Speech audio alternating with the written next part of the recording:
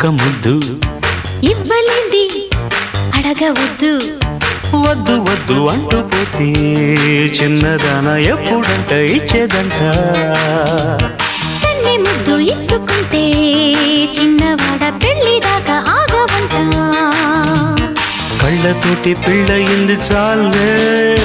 ఇవ్వు ఇవ్వు ఒక్క ముద్దు